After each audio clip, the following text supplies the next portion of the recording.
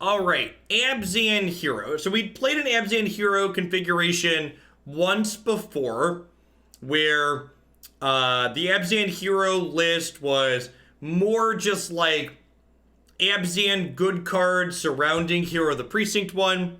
Hero in this case referring to this card. Every time you cast a multicolored card, you get a 1/1 hero token. One thing that might be of a concern here is we have 5, 6, 7, 11, 16. We only have 16 cards that trigger Hero of the Precinct One in this deck. Another thing I think that's a little bit of a concern here is Bugler gets a creature with power 2 or less. And we notably only have, we have 8, 12, 16, 20. We have 22 things that Bugler gets. In my experience, both of these numbers tend to be a little bit on the low side as far as like potential hits for these cards. In standard, at least, I prefer north of 20 for Hero of the Precinct One, with Militia Bugler looking at... Militia Bugler is really easy to quantify because we can just like use a Hypergeo to calculate how often we're going to miss. So roughly, we have a 60 card deck, we have 22 hits, the sample size is 4. We hit calculate, we're going to be 85% to hit a 2-power creature thereabouts. And obviously this isn't a precise calculation because there are going to be different situations based on what you've drawn or what you've not drawn or seen so far in your deck. But this is good enough. Adding a bunch of precision is only going to get you within a few percentage points of this most of the time anyways. It's going to take a lot of effort to do. One thing to consider in the deck is that even though our overall multicolored count is low, we do have Once Upon a Time, and this can help find our multicolored creatures. So our virtual multicolored count is a little bit higher than that 16 number we see on the surface, just because this does help us find those cards. Hey, Jack Oz, thanks for the 10 months. I appreciate that. Welcome back. I love that you're a responsible adult who votes. Please vote in your elections. This is the bare minimum to make your impact on your society. All right, let's dive on into a constructed league here with this one and see how it goes.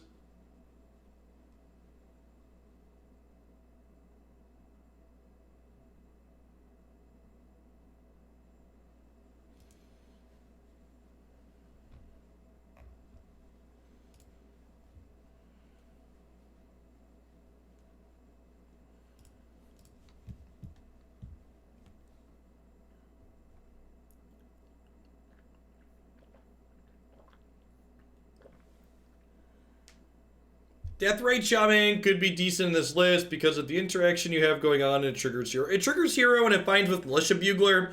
I don't know if that card's just like good enough to play overall though. We also, between Aether Hub and Unclaimed Territory, it's going to be a little bit hard to activate, I think.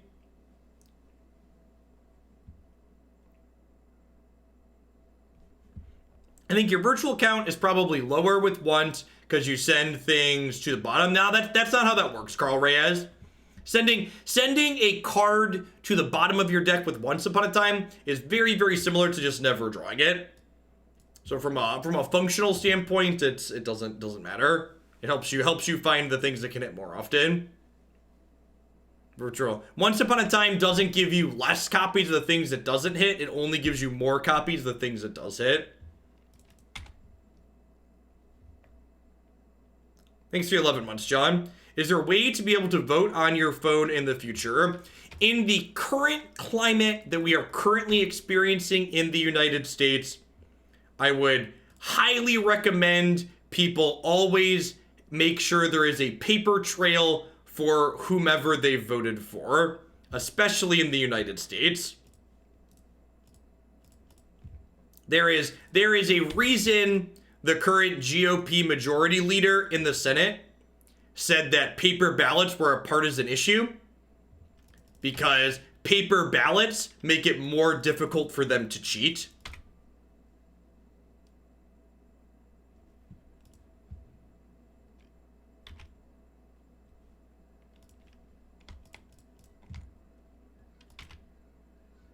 Look at that. Bugler's got choices, chat. Itty bitty bugle boy and company B. Do do do do do do do do do do do. Can we keep track of how many times Aether Hub is a waste when we need it to be a mana confluence? Yeah, that's a good suggestion.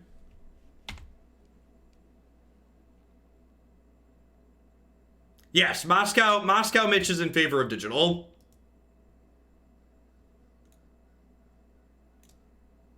The old Riot Sylvan Caryatid. Alright, I'm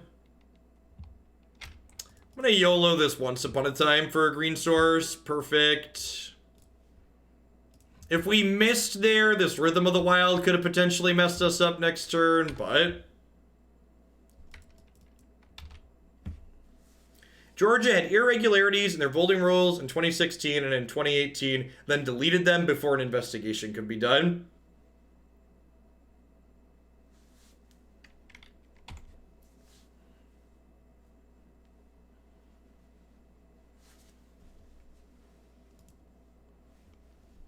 Larig and Sylvan Caryatid. Alright. Those are actually pretty good hits here, right?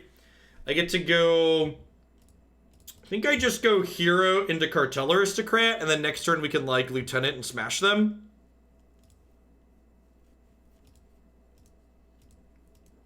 Although I guess we could be dead this turn, right?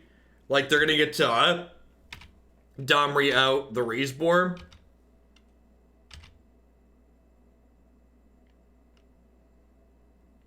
It feels very telling that Republicans are anti-election security before the fact, but seem pretty eager to call fraud when they don't like a particular result. Only to people capable of critical thinking skills is that obvious, Violet Journey.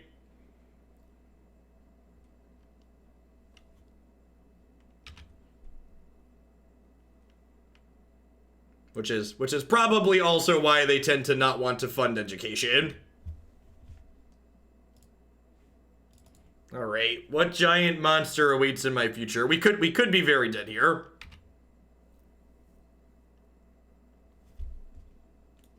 My opponent hit us with their giant worm. Yep. Yep.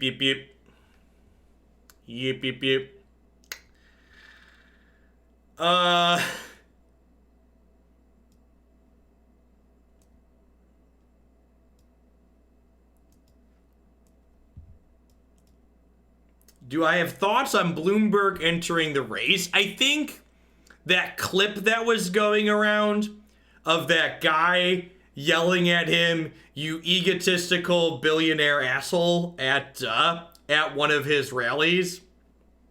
I think that aptly summarizes my feelings on him.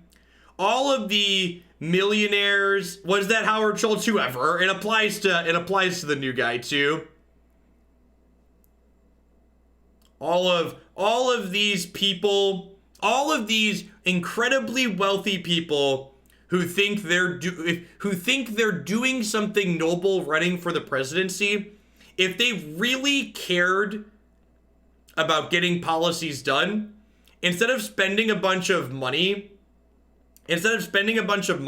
running for president, the impact that they could have by spending a similar amount of money on down ticket races and getting the Senate flipped to actually get policies pushed through and changed, if they actually wanted to make a difference, that's what they could do.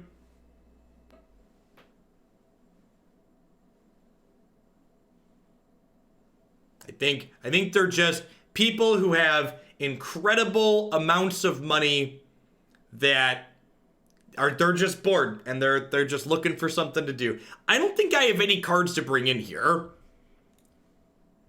Like, we don't have any discard spells that do anything. Like, this only takes instants and sorceries. They don't have non-creature spells. The extra sweeper here doesn't matter. In fact, Find Finality might be bad enough that I just, like, bring in Obzedat because it kills them. I think that's the change. Am I pro-term limits on all positions in Congress? Yeah, I think so. I don't think it would necessarily be a bad thing for some of those term limits necessarily be longer than 2 terms, though. Like, I do think there's some truth to like people needing to have experience that they can only gain there. So like, I don't know what an appropriate number of years to allow people to stay in office would be, but I do think there should be some type of limit. And I think you'd probably want to set yearly limits more than anything. At the end of the day, I agree with Panza though. I think generically term limits are a good thing, but I also think they don't fundamentally address a lot of the issues that go on there. I think the revolving door nature of politicians who then turn into lobbyists is something that needs to be addressed more than term limits needs to be addressed. And I also think taking the big money out of politics would do more good as well. And that's not to say, again, that like you can't do other little things like adding term limits in addition to that, but I think a lot of people use the idea of term limits to suggest it's going to solve something that it's not going to solve.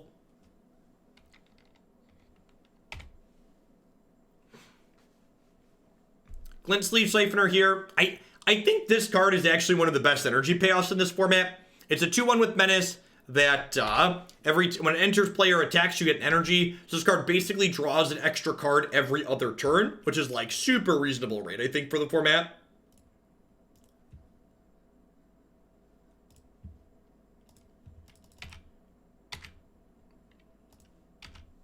Yeah, and I think rather than saying like X number of turns, you probably want to gate it to a number of years. Like you're only a senator or a congressperson for like, 18 years or whatever, 20 years or whatever. I don't think I sent that message on Thursday. Let me do that now.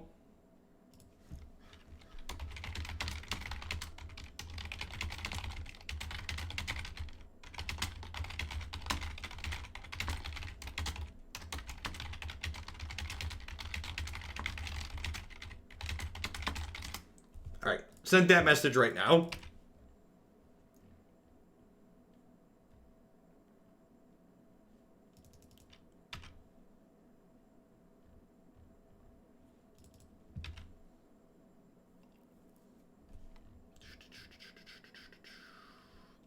Yeah, there's a note on channel points that they might get reset.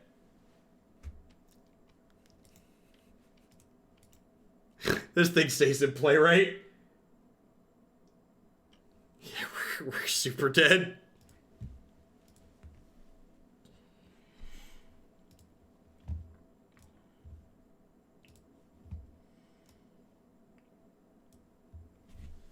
Hey, thanks for the 5 months, D-Thrash. I appreciate that. Welcome back. Thanks for keeping me around. I think there is an incredibly good chance that this deck both is not linear enough and is not interactive enough to be competitive in this format. There are no Thoughtseize, no Fatal Push. Like, our curve starts at 2.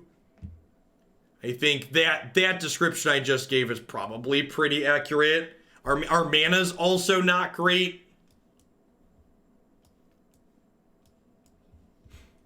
Hey, thanks for the tier 3 Solar Dragonite. I appreciate that. Welcome back.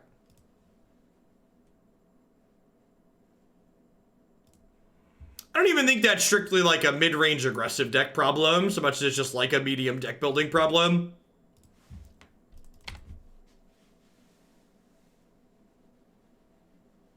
Yeah, I think that's probably the case, T-Mel's. I think this deck as constructed, it's kind of trying to like appease too many masters.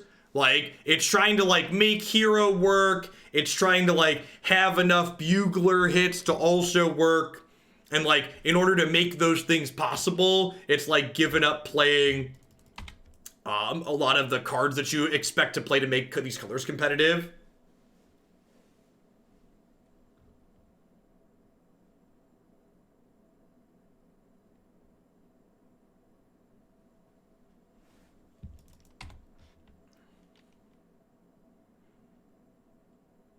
It's also trying to make sure it has enough humans for like Thalia's lieutenant.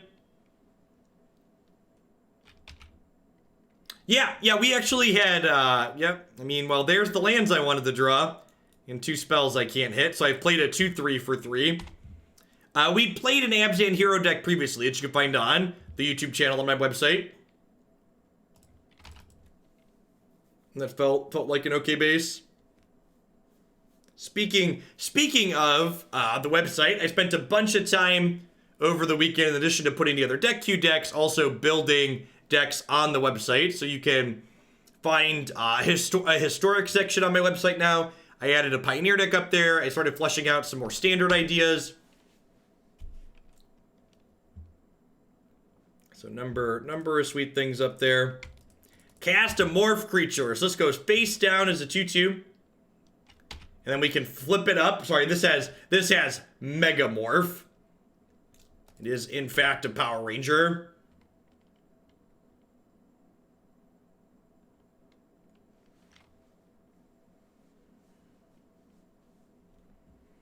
Mighty Morphin Mega Rangers, 0.5 shell, turtle power. Wait, I think we might have mixed metaphors there.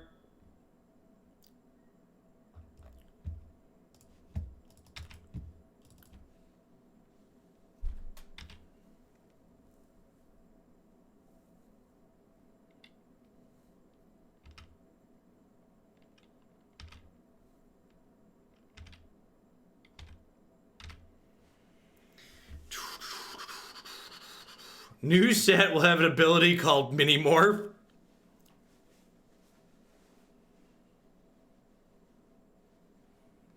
Yeah, we've got Thalia's Lieutenant in our deck as like a human sub-theme too.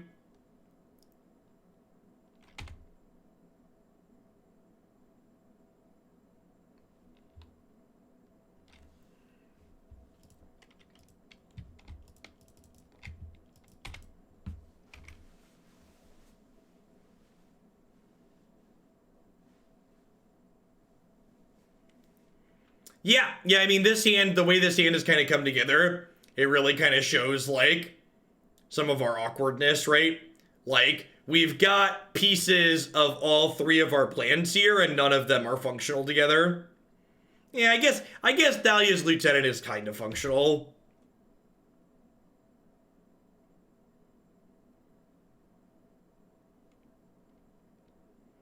Yeah, you have to reveal a morph card whenever it changes zones. You also have to reveal them at the end of the game to show you're not cheating.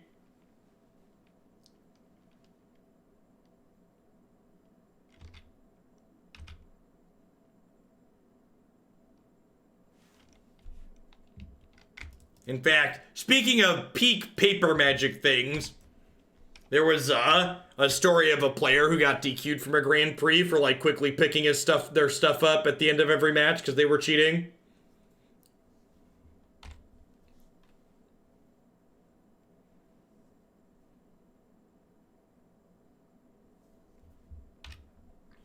We're just super dead, right? I just have no catch-up mechanic from here.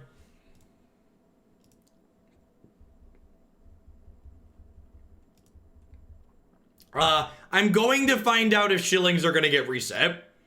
So if you're someone who's worried that they might get reset, I'm going to message my... Actually, already messaged my, my partner rep to find out if there's going to be a reset or not. If there's going to be a reset, I'll let people know.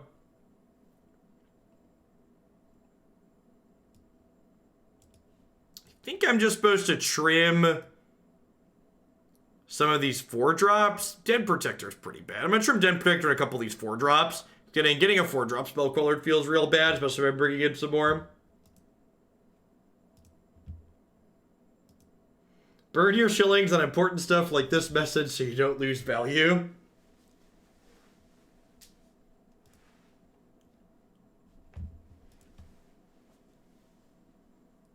Twitch customer support. It's not Twitch customer support. So when you're a partner of a certain size, you have you get a one-on-one, you get a direct contact at Twitch that you can phone call, email, Discord, etc. No, shillings aren't going away. So the channel point system is currently in beta on Twitch. We got early access to it here, along with a number of other channels. and there's a non-zero chance they might reset next month. So I'm going to find out if that's the case. And if it is, I will give people a heads up so people that are saving for Shillionaire can cash them into bump decks. It's not a guarantee that they reset, but there is a chance, and I like to be proactive and get out ahead of issues. How fat do you have to get for that account manager to start taking care of you if you have to be a partner of a certain size? Gotta rock the dad bod. Is anyone close to being a Shillionaire? No, it's not possible to be close yet. Achieving Shillionaire, even as a sub, earning 2x channel points, takes close to a year. Oh no, my internet points.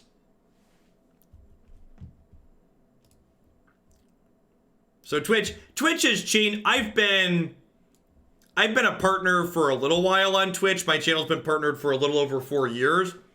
And back in my day, when you had to become a Twitch partner walking up the hill both ways in the snow, every Twitch partner got assigned a channel rep when they became a partner. But apparently, since Twitch has grown and the partner requirements have been lessened, not every partner gets a rep anymore.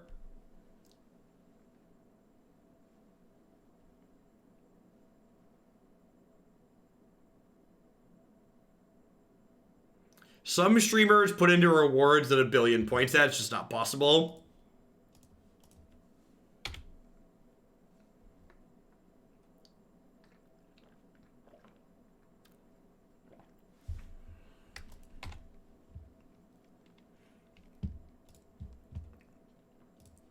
All right, I have a hero and I have a way to trigger my hero. That's exciting.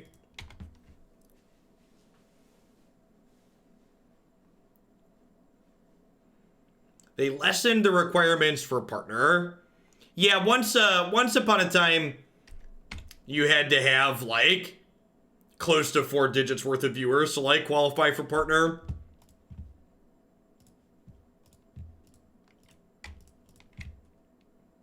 It was also more of a case-by-case basis. They considered, like, how much people were streaming and, like, what game they were streaming.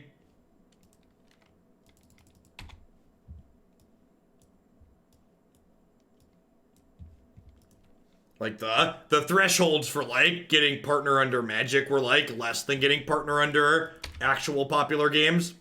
Sorry, I mean, Magic's a top 10 esport.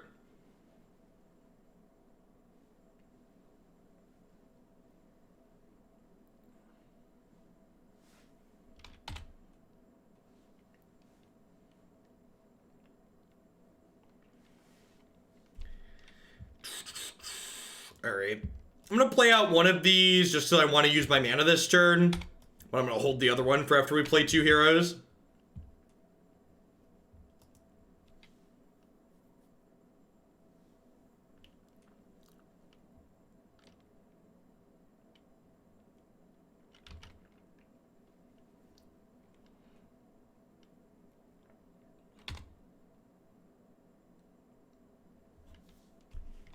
Siege Rhino.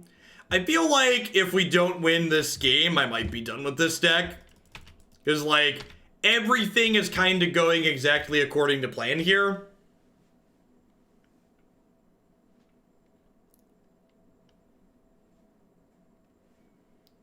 After watching this deck the last couple of games, I really do think it's trying to do too much. It needs to stick to the hero game plan to maximize your gold cards or play humans. Yeah, I agree. It's doing a lot of things. Like I said, it's currently being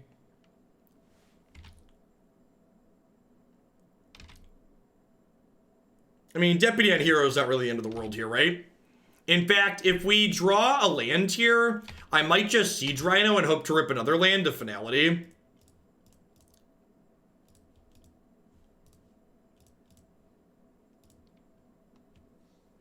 No, I'm just gonna trophy it. Why would I sack my hero?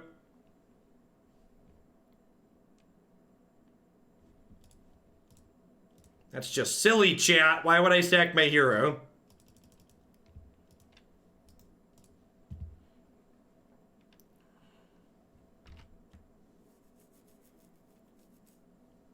Like, Just have this 2/3 in play.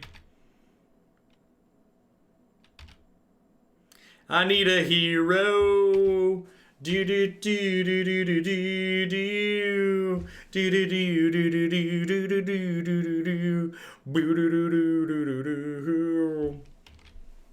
It's like smacking us for 4, slow and steady. Good honest work.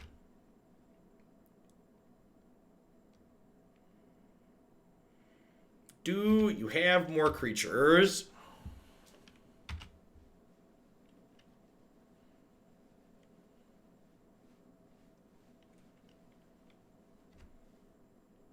I think I was going to smack him with everything to start here. I don't want to... So, like, there's some incentive to playing a creature pre-combat to get an extra hero trigger before they block and kill a hero. But if I play a card pre-combat to get the hero trigger, my opponent then gets an opportunity to deploy a Spell Queller, which then gives them an additional blocker.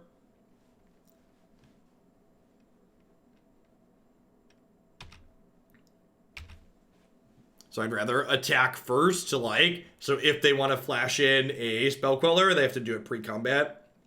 Or they have to do it before I cast my spells for the turn. Oh, that was a subtle. Yeah, I can just, like, my hand's just, like, never beating a subtle in a million years, so definitely not playing around that one. Siege Rhino. Spell Queller. Dead Dual Lord.